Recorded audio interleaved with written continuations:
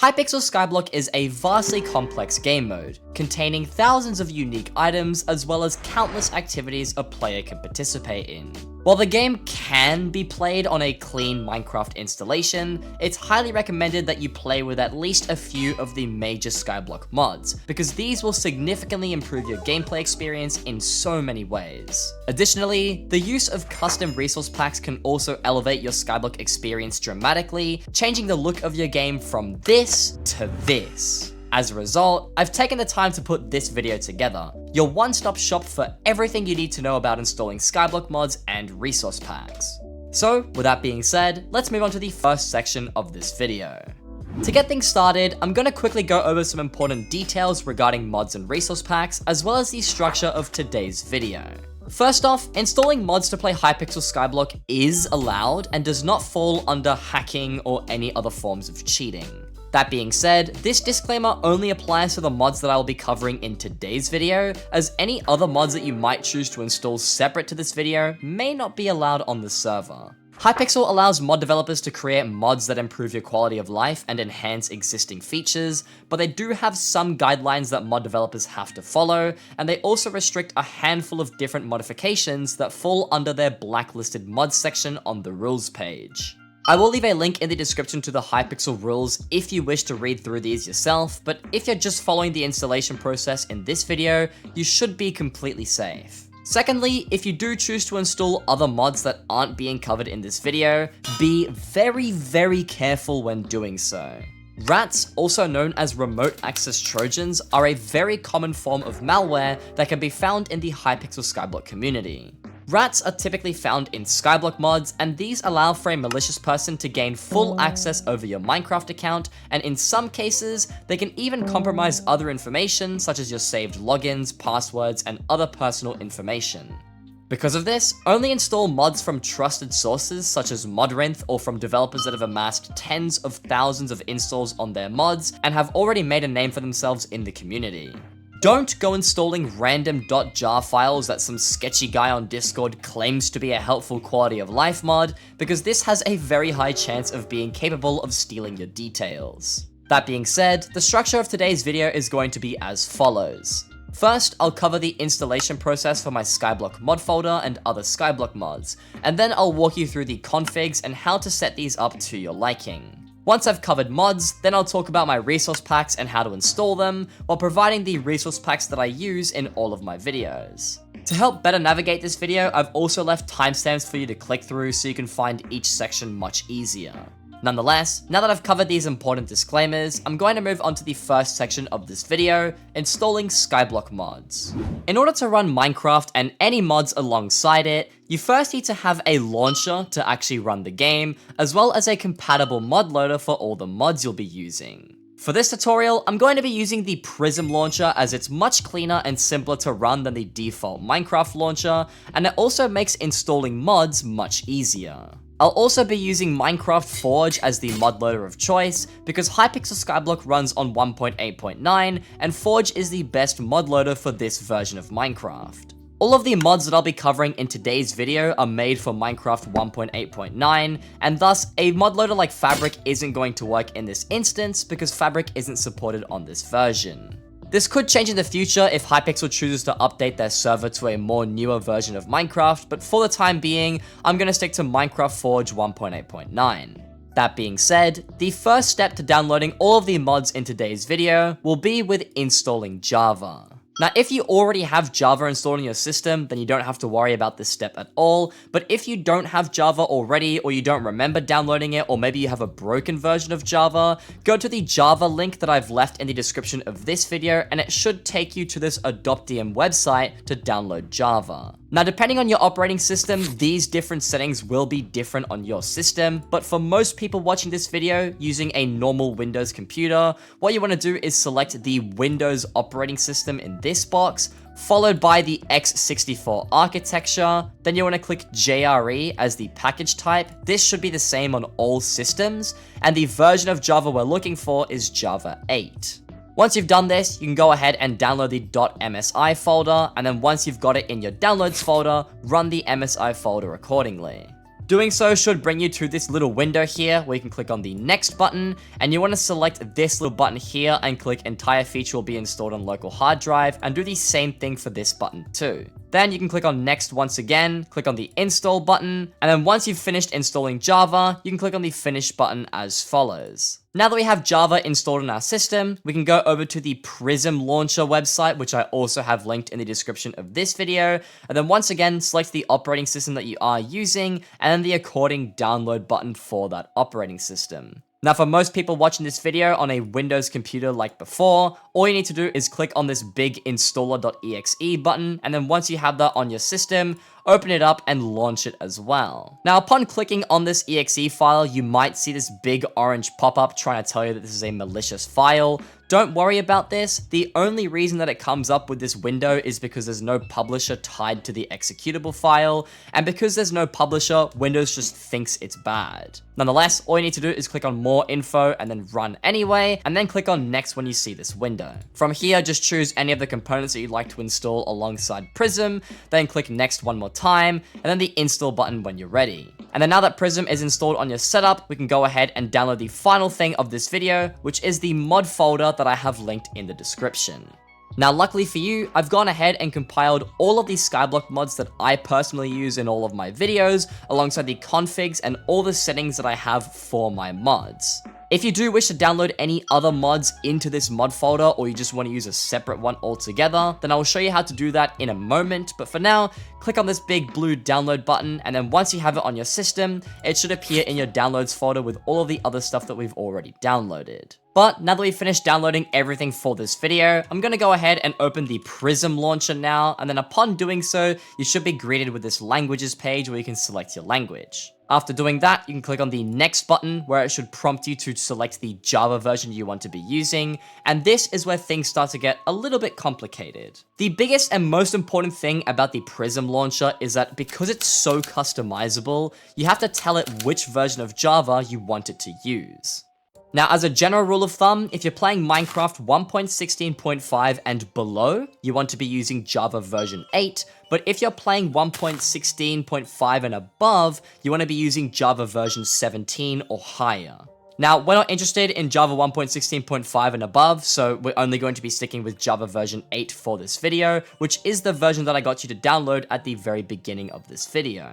Now, it should automatically select the Java path for you, and I would not change this if it has. If it hasn't, you want to click on the refresh button, and it should just appear here. And if you still don't see it, click on browse and then locate this file, as you can see on the screen here. And then once you've done that, leave the minimum and maximum memory allocation, and then click on next. Now this here just lets you configure how you want your Prism to look. For me, I like selecting it to dark mode because it's easier on the eyes, and then I click on the breeze dark symbols because I just like the look of them. And then for the cat background, I just like this one. It's not really that important, but it's just a nice little thing to have. Once you've done this, you can click on finish and it should open up the Prism launcher, and this is where we can now install all of the mods that we want to have for our game. Before that, I would recommend going to the Accounts tab and then clicking on the Manage Accounts, and then right here, click on Add Microsoft Account and then follow all of the steps.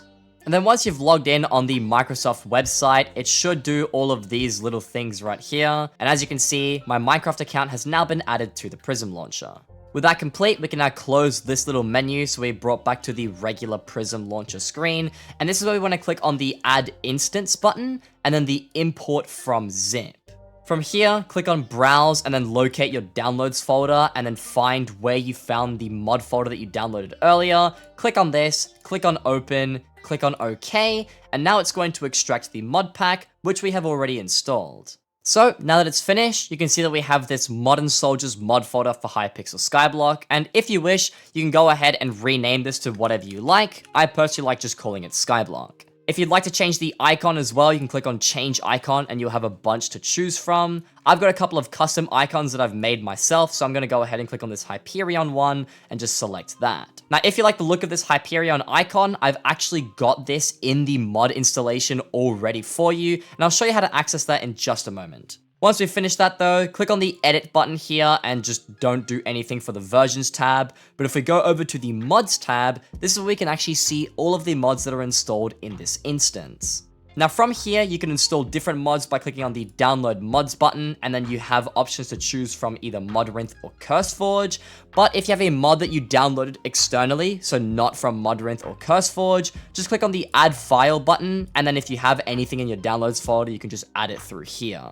You can also remove, enable, or disable mods all through this menu, so if you're having crashes or other problems, you can very easily just go ahead and click on LabyMod, for example, click the disable button, and now if you launch the game, you'll launch it but without LabyMod.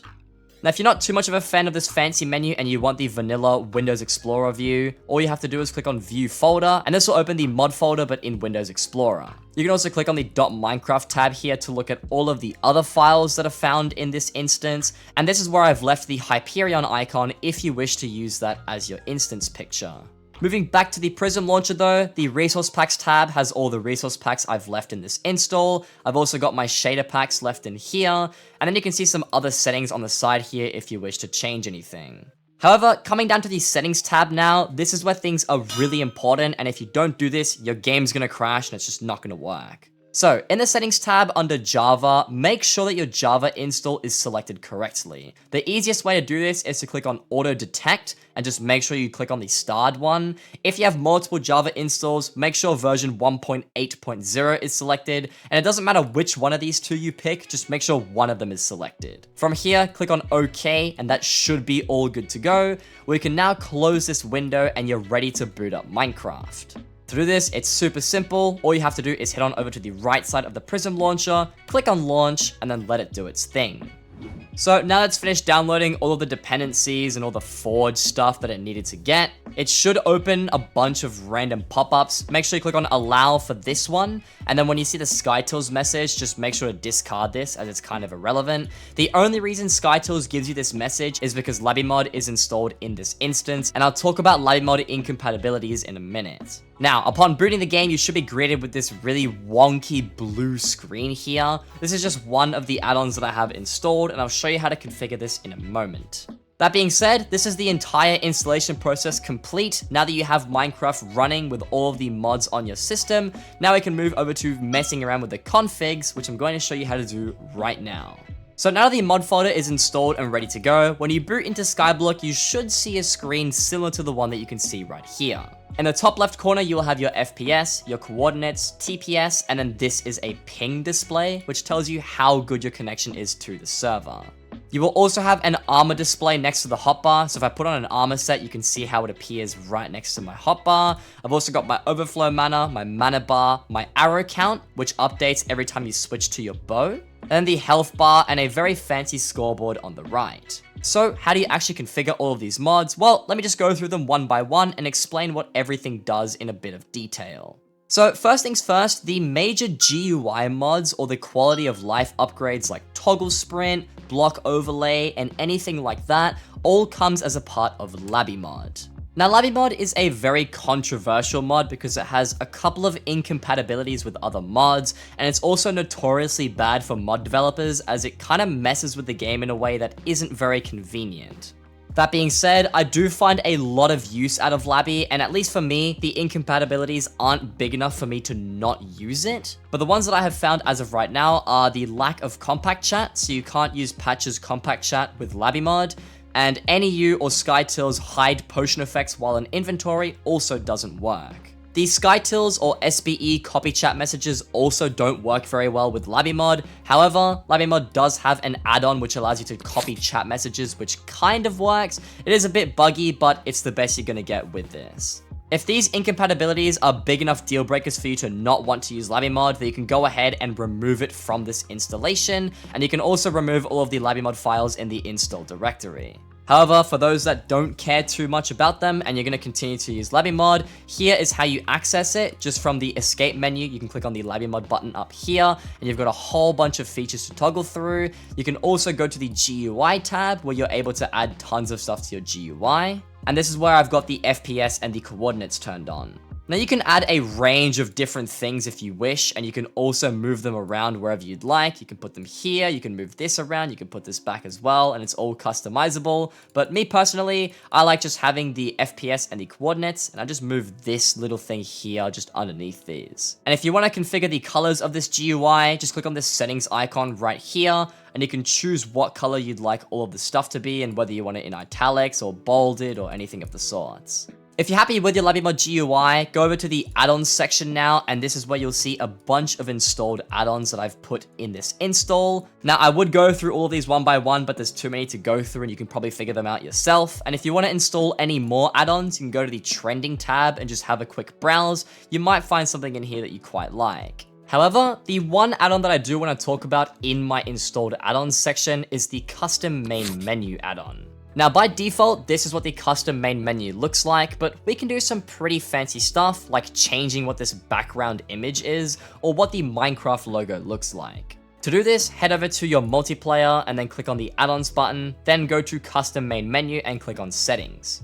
Now from here, we can change what color we want our buttons to look like, what color we want them to look like when we hover over them, if we want an outline on the buttons, if we want them to look like the Minecraft style, and all sorts of other stuff. We also have a bunch of themes to go through here if you want some of the pre-made themes, but I like to do the custom ones because this is where stuff gets really interesting. So, logo PNG file and background PNG file are the main things here, and let me just show you how these work. If you have any image on your computer that you want to make the background of your Minecraft screen, just make sure you figure out where it is on your computer and then copy the directory that it's located in. Once you've done this, click back into Minecraft and then paste this directory under the background PNG file or logo PNG file, whichever one you're doing. Once you've done this, you want to put a backslash and then the name of the file that you want to make the custom logo. In my case, custom Minecraft logo.png. And as you can see in this tiny little preview window, the Minecraft logo just mysteriously vanished. Now I'm going to do the same thing for the background PNG file by pasting in the directory and typing in custom title screen.png. Now, if we go back to the custom main menu, you can see that this very fancy picture has been put as the background of our game. And this is just a nice little thing that I like to do. If you like it, you can go ahead and add your own custom images. And if you don't, you can just remove it, disable it, do whatever you want. However, now that we've finished configuring LabyMod or have explained how to do so, the next mod that I want to show you guys is Essential. So, Essential is what these little buttons on the right-hand side are. Now, Essential as a mod doesn't really do much, and you can see this by clicking on the settings and then going through the settings right here. But Essential acts as like a mod loader, or it's just the infrastructure for a handful of other mods that you'll see in this folder. Now, if you'd like to change any of these settings, you can go ahead and do so, but once again, I've made the configs to look exactly how I do it on my game. And aside from all the essential settings, you can also get some pretty cool cosmetics under their wardrobe section, and these are just the ones that I have. Bear in mind that most of these cosmetics are paid and will cost you some money, but there are a couple of free ones that you can go for, like this backpack here and a couple of the shoes. That being said, that's pretty much it for Essential. You can obviously go ahead and configure any of this in your own time if you wish, but I'm going to hop back into the game and show you guys the performance enhancing mods. So for the main performance enhancing mods and the non-Skyblock related mods, we have Patcher, Optifine, and Scrollable Tooltips. Scrollable Tooltips just lets you scroll on tooltips, as you can see right here. If you have any tooltips that end up going off screen and they don't fit your GUI scale, all you do is have to scroll with your mouse up and down, you'll be able to read them properly. As for Optifine, this is just kind of inbuilt in the vanilla options menu. If you click on options and then video settings, all of these settings here are Optifine, or at least a good portion of them are. And once again, if you'd like to configure any of these, go ahead and do so yourself. The only setting that I'm going to talk about that you probably shouldn't touch is under quality, Connected Textures Fancy. If you're experiencing a bunch of crashes due to a resource pack you might have installed or a bunch of other features, Connected Textures tends to be the culprit. However, this is necessary for one of my resource packs to work properly, and if you don't have it on, then the dark mode end isn't going to work either. Aside from that, if you want to open the Patcher menu, all you have to do is /Patcher and click enter. And once again, there's a whole bunch of different settings you can configure here, but I've already done so if you don't want to touch these. However, now that we've got all of that out of the way, now I can start talking about the main Skyblock mods in this folder: SkyBlockAddons, NEU, Skytils, and SkyHanni. So for all of these mods, they actually have a very intuitive way to open the config. For SkyBlockAddons, all you have to do is /SBA, which stands for SkyBlockAddons.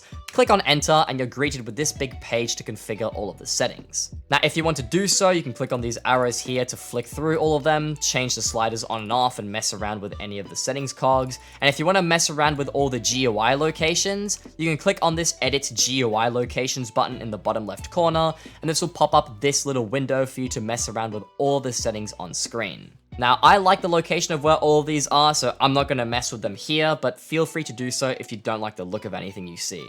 Now, for the next mod I want to talk about in this list is Skytils. And once again, to open the configuration, you can either do /Skytils or you can do /ST for short. Now, the Skytils config is a little bit different because you have the main config, but then you have a bunch of other settings here like the aliases, locations, shortcuts, spam filters, and a bunch of other stuff. So the main config, as expected, will open the main config. Skytils has a bunch of different settings to go through. You've got dungeon stuff, event stuff, farming, Kudra, mining settings, and a whole heap of other things. So if you want to go through all of them yourself, you can, although I spent a good hour and a half to 2 hours on Skytils alone, so you might not want to do that yourself. As for what the Edit Aliases button does, this is a really cool feature inbuilt into Skytils. So just to give you a quick example, if I want to go to my garden, usually I'd have to do /warp_garden, and then when I click on enter, it'll take me to my garden. Now, I don't like typing out /warp_garden because it's kind of annoying and pretty tedious, so instead, what I did was I went to Skytils, clicked on the Edit Aliases button, and I actually made a shortcut specifically for Warp Garden. As you can see here, the shortcut for Warp Garden is just GD, which means if I do /GD, this will also warp me to the garden spawn point, which I find really useful, and it's just a nice thing to have. If you'd like to check through all the aliases that I have, you can obviously go through them in the configs I've left in the description below, and if you want to add any more aliases, you can do so by clicking on this button right here. As for the Edit Locations button, this just lets you move around all the locations of certain stuff similar to SBA. Once again, I'm not going to move any of these because I like where I've placed them, but if you want to move any Skytils settings around or you turn certain ones on and off, this is where you would do so. The Key Shortcuts button, I don't really know what it does. I haven't messed around with this at all, so I have nothing in here. And the spam filters are pretty useful because you can hide certain messages that appear in chat, but they are a little bit complicated and I haven't really done anything in here either. If we have a browse through all these buttons though, you can see that you can hide things like the pristine messages or Griffin Burrow dig messages or all the lobby messages. So if you want to mess around with any of these settings, this is where you do so. And then for the waypoints button, this is actually really useful if you use waypoints in the Crystal Hollows or anywhere else on Skyblock. You can also import waypoints into this section here, but I haven't done that, so this is just here in case you want to use it. Now, the Edit Notifications button is also a really useful feature. If I click on this, you can see that I've already got notifications for the Bonzo Mask and the Spirit Mask activations, and all this does is it pops up a giant notification on screen when either your Bonzo Mask or your Spirit Mask activates. Now, you can add notifications for pretty much anything that happens in Skyblock, so if you want to mess around with this setting, you're more than welcome to. And with that being said, that pretty much covers all of the Skytils mod, and now I'm going to cover NEU or NotEnoughUpdates. So to open NEU, it's very simple. You just do /NEU and press on enter, and once again, you get another GUI here to scroll through with a bunch of different settings that we can mess with. Now, there's not really too much to say about NEU aside from it having just a lot of really useful fixes and overlays and all sorts of stuff to look for, but the main things that NEU adds, which I'd highly recommend you use, is slot locking, NEU buttons, and then the custom auction house and bazaar GUIs. So if we look at my inventory right now, currently I'm able to just pick up anything in my inventory and accidentally throw them out or get rid of them somehow. Now, NEU comes in clutch because you're able to hover over the item you want to lock, click on L on your keyboard, and then do that for all of the items that you find important in your inventory. And now if I'm walking around in Skyblock or I accidentally fat finger my drop key, you can see that it won't let me drop the item that I've chosen to lock. You can also do this really fancy thing called slot binding, which kind of makes it so you can hotkey without hotkeying. And to demonstrate this, hold L on the item you want to slot bind, and then move your cursor onto the item you're trying to slot bind it to, and it should add this weird little blue ring around the item. What this does is you can shift left click on the item you want to switch, and it will switch between these two items very seamlessly, so you can micromanage a very full inventory a lot easier. However, if you didn't already notice from my inventory, another really cool NEU feature are all of these little NEU buttons. Now these are the ones that I've customized. I've got my pets menu here, and I also have my equipment slots here. I've got my wardrobe button here, and I've just got all this stuff. And if you want to configure all of these little NEU buttons, just do /NEU buttons, and it should pop up with this little menu for you to mess around with. Aside from the NEU buttons, you've also got a really cool auction house thing. So if I go over to the auction house and I click on the search button, you can see all the past searches that you do on the auction house. And if you start typing anything like Shadow Assassin, you can see how it pops up with a bunch of recommended items to click from. You can also configure how many dungeon stars you want to look for, whether you want only level 100 pets to appear or not, and I find this overall very useful. NEU also does the exact same thing with the bazaar. If you click on search, this same pop-up appears, but for all of your bazaar related stuff. And once again, if I type things in here, you can see how they just appear as recommended options, and that way I can click on anything and figure out what I'm trying to buy. NEU also has this really nice search bar here, which lets you flick through every single item that exists in Skyblock currently. So if you are looking for, say, I don't know, a giant sword, you can see it appear here on the right-hand side, and you have a bunch of stuff that you can click through. Clicking on this button will tell you where you get the giant sword, and right-clicking on it should tell you the wiki page for all this stuff. And it opens the wiki page all in the game for you to read through if you wanted to do so. However, the last and probably the most important feature that NEU brings that you probably haven't seen before is how it upgrades the storage. Now, opening the storage for the first time will open this menu right here, and as you click on all your backpacks to load all these items, you can see how it starts to update them all, and it will show you this really nice grid view of all of your stuff. Now this menu here is really useful because you're able to navigate through the backpacks so much easier, and you can actually see what's in them at any given time. I really like this, and there's a lot of customizability features for this setting as well, so feel free to go through that if you find it interesting. However, that's enough ramble about NEU. There's a lot of features in that mod that I could go on and on about, but the last mod that I'm going to talk about is SkyHanni, which is actually just an extension of NEU. To open the SkyHanni configuration menu, just do /SkyHanni in chat, or do /sh, and when clicking enter, you'll get a very similar GUI to the NEU GUI. Now, big warning, if you are going to use SkyHanni, you have to use NEU for this to work. Obviously, if you're using my mod folder, NEU is already installed, but if you're doing your own thing where you don't install NEU and you still want SkyHanni, unfortunately, you can't really do that. Now, once again, there's like a billion different features you can go through here in SkyHanni. I'm not going to go through them all because I've already done that and turned on and off the configs that I like, but if you want to go through anything in here, then I'd highly recommend you do so. Some of the main features from SkyHanni that I personally use are all the Diana features, and there's also a lot of trackers, like a powder tracker, you've got some combat trackers. You've also got like Slayer Prophet trackers if you really like them, a bunch of Slayer features in general, and overall, SkyHanni is just a really good Skyblock mod. Moving on from all of the mod configurations that I've done in this video though, now I can talk about the resource packs and specifically how I get my game to look all fancy, because these are not the vanilla textures for all of the items you can see in my inventory. So if you followed this setup installation the exact way that I did in this video, when you go to the options setting and the resource pack setting in game, you should see these three resource packs above the default one. Now, if I quickly disable both of the top resource packs and just leave Orange Flare 1.8.9 active, exiting out of this menu will reveal a game that looks far closer to the default Skyblock experience. This is because Orange Flare 1.8.9 is just a default edit of the vanilla Minecraft look. All I did is make short swords for all of the swords, I've changed the colors of a couple of items, and I just made things look the way that I personally like. But when it comes to modifying all of these Skyblock textures, that's where FurfSky comes in.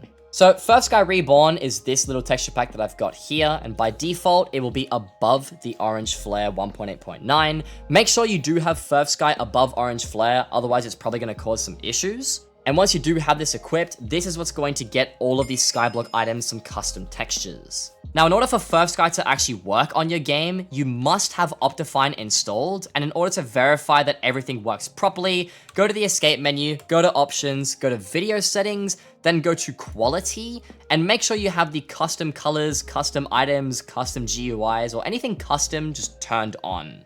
Basically, all these custom options just means that if the resource pack that you have enabled has any of these custom features turned on, then your game is going to use those textures and render them in-game. So as an example, all these Skyblock items are considered custom items, and if this setting is turned off, you can see that my hotbar now has these default vanilla items and not the really fancy Skyblock ones. Now, as for when it comes to updating this FurfSky resource pack, I will leave a link to the FurfSky Discord in the description of this video, because this texture pack isn't going to update automatically like all of the mods in the mod folder should. However, now that I've covered what these two resource packs do, let me talk about the dark mode end for a minute, because I think this resource pack is pretty neat. So if I quickly warp to the end island real quick, you can see that the end looks very end-like. There's nothing special here. However, if I go ahead and toggle the dark mode end and then have a look at what the end looks like, all of a sudden everything has changed dramatically and now it's not so much of an eyesore. Now, I mentioned this briefly at the beginning of this video, but the only reason that the dark mode end texture pack actually works is because of the connected textures feature that Optifine has. Once again, Optifine is the reason that this custom texture pack actually works, and in order to make sure that it does work, go to options, video settings, quality, and make sure connected textures is turned on. As you can see here, you can either have fast or fancy connected textures, just pick whatever works best on your computer. But if you turn the connected textures off, you can see that it just completely deletes all of the custom texture, and now the end is a very big eyesore again. But now that all the resource pack information is out of the way, that pretty much concludes everything for this entire installation tutorial. I know a lot of you guys have been asking for my mods and my configs for a very long time now, and I have released them in the past, but of course, a lot of that stuff is really outdated. So hopefully this video has proved to be a very easy installation process, so you can have your game looking as good as mine. That being said, that is everything I did have for today's video, so I guess I'll just catch you guys in the next one.